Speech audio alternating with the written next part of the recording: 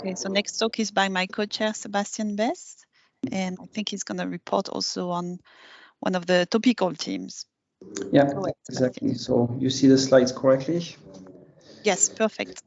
Excellent. So what I'd like to present as well is that you got a great introduction from Nicole on some of the activities going on as part of the European Large Logistic Lender topical teams.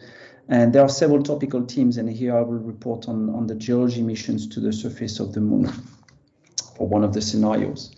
So Nicole introduced the call for ideas in 2020, the response to that, various topical teams that have been set up to discuss and prepare all of those great inputs that we need to provide. And in the case of the geological mission topical team, we have focused first on a model payload that will be useful for all of for any scenarios that will be exploring the surface of the moon. And then after we've looked into various mission scenarios. There will be several presentations during the 3 days here on that topic. Christina De Sanctis, which is leading the geological topical team, has a poster that summarizes all of this. You could see that later this afternoon. And out of our analysis, different concepts and scenarios were evaluated, debated, discussed a lot.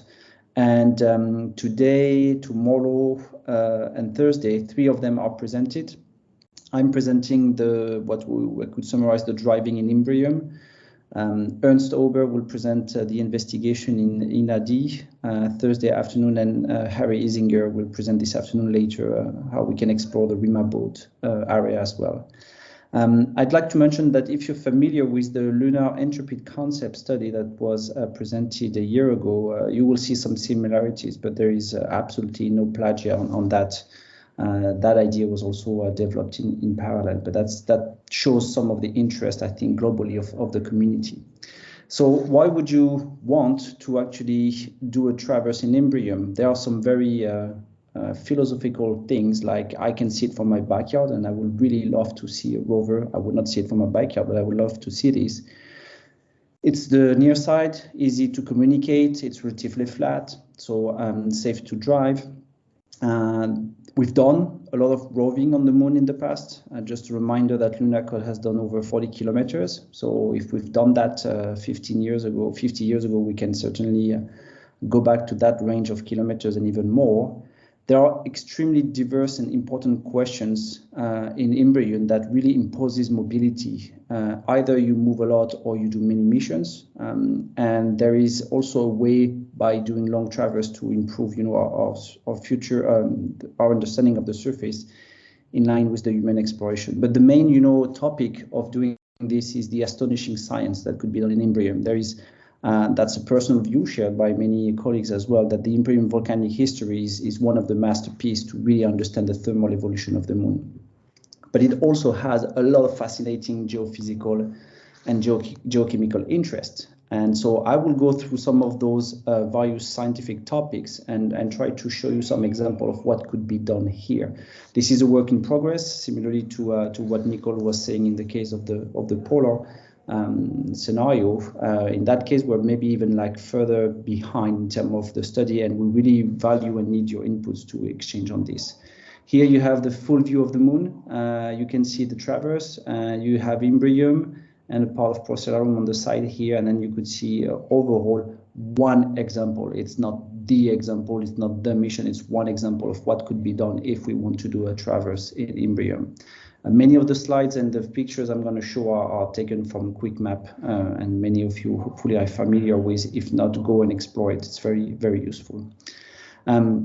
So there are various focus on this mission concept, which are very important as well. And the first one, because that's what we've been asked to do, is the science focus. And really, the key message here is to explore 2 billion years of volcanic activity and diversity of the lunar near site.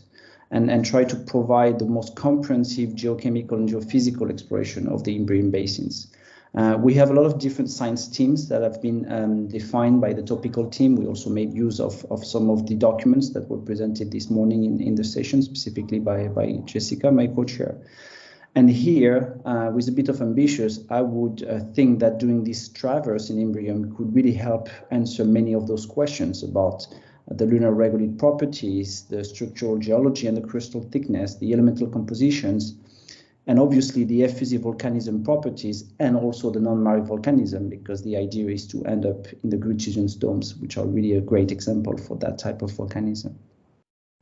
But doing these missions will be a major challenge for the technique that we need to develop, and will really provide a good challenges for the industry. And this was also something highlighted by Dave Parker this morning in his talk, about having like night survivals, for instance, which is really something that enables a different range of explorations on the surface of the moon. So this will have to be probably followed by development of new technology, also challenging operational concepts of how do you operate or not during the night. A 900 kilometers traverse might actually force you to develop some sort of like artificial intelligence of self-driving techniques if you want to gain time and not really sit and do nothing during 15 days all the time. The endurance of the electronics.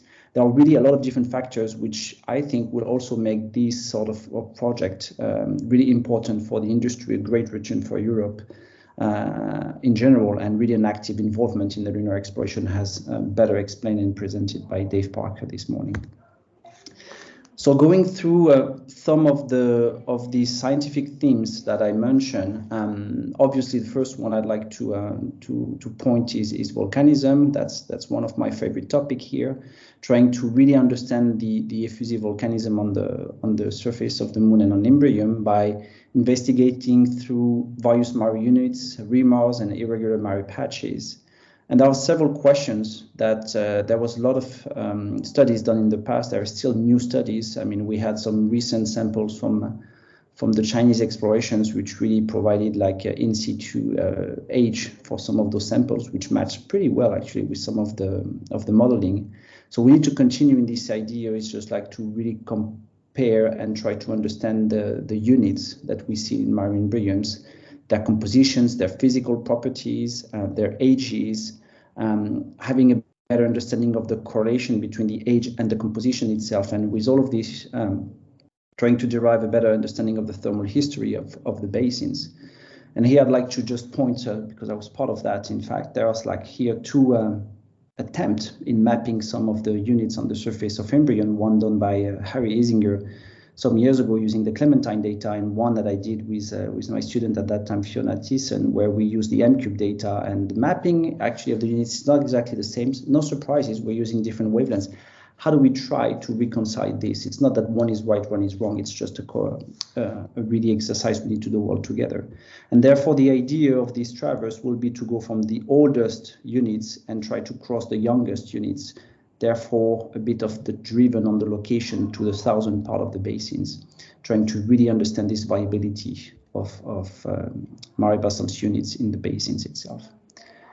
I could spend hours discussing volcanism, but I think, these kind of projects, which by constructions will be big, have to be big.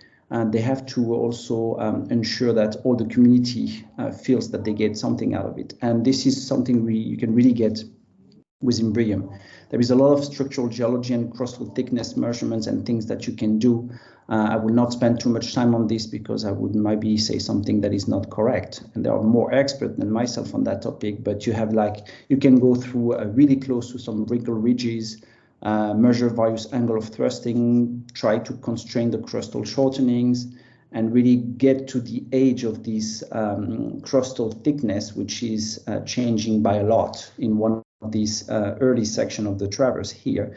With some specific measurements, we might be able to actually validate those models and try to really get something a bit better in terms of the resolution and see what's the effect that we can eventually see on the surface. So there is really a lot of different stops that can be done through those sort of traverses that will help address those topics. Elemental composition is also something that we have some ideas. The resolutions in some cases are pretty low, but we know there are a huge amount of variety. And here, for instance, if you look at the thorium, you could start in regions where you will be very low in the concentration of thorium, and then when you get up through the Grecian domes, you will increase by a lot your variability in thorium. But you have also other elemental compositions, titanium, iron, all of those things would be really valuable to actually be able to measure along the traverse and actually compare that what we have from previous orbital measurements, where we can see the resolution is depending on the type of instruments that we're using. Something that has been mentioned a few times in some of the talks this morning also is the regolith itself and the lunar regolith properties. I myself found some of those things very fascinating. While preparing a bit of one idea of this traverse, it's just like the diversity of impact craters you can see on the surface is really, really huge. You have clusters of secondary craters. You have craters which have different shape. Some of them have these small domes in the central part, which has been linked to probably some structures and layerings in the regolith. Probably with the rover, we'll be able to actually measure some of the things in better details and actually get better inputs for the models to really try to characterize how do we get those type of features here. And the non-married volcanism will be one of these great cherry on the cake if we go through a traverse that way, where you end up in the Grecian domes, and you'll be able to actually identify it and study non-married volcanism, which is an important fraction of volcanism, an important piece to understand in the thermal evolution of the moon. We have various domes that could be investigated through a mobile rover. We also have other candidates in Imbrium, like this one, for instance, which might be related to this kind of volcanism. So we need to be able to look at all of those things in details. And then in terms of global exploration itself, for the future human exploration, having a long traverse like this will really help to develop a better understanding on some of the physical properties of the regoliths and how these affect actually the long-term presence of activities on the moon, whether they're humans or robotic, lunar dust, the incoming flux of dust on the surface, electrostatics effects on the surface, and how that mobilizes the regolith is also extremely important to characterize. Such a long mission will be able to do those things. We've looked into, similarly to Nicole's science traceability matrix, with various objectives, payloads that will fit with these objectives, and some of the topics that we've defined that will be addressed. And this is a work in progress. There are various options. The mass of what you could deliver through the EL3 is really huge. So maybe we can put everything, maybe less. This is something that is really a work in progress, and your feedback is really welcome. So to conclude and try to stay on time, as a chair, I need to give a good example. This is the summary of the project we're working on. It's volcanism, but it's not only. It's about 900 kilometers in one example. We'll see how we get to that in later on. You might have noticed that we didn't put any robotic arm or any drill, because one of the key concepts we wanted to push forward was mobility, to actually look at the diversity here. There are reuses from different technologies from various rovers that could be done. And this work will be in the next couple of months going through an integrated ESA CDF study to see really what's feasible or not for that project, and also the other one you will see later today. Thank you very much for being here, and really it's a community effort, so don't feel excluded. Your feedback is very important. Thank you. Thank you, Sebastien. I think we have time for one question if someone wants to raise his hand or type it in the chat. Okay, there is one question of Patrick in the chat for you. Speaking of Grecian, what kind of trafficability performances do you expect for rock terrain?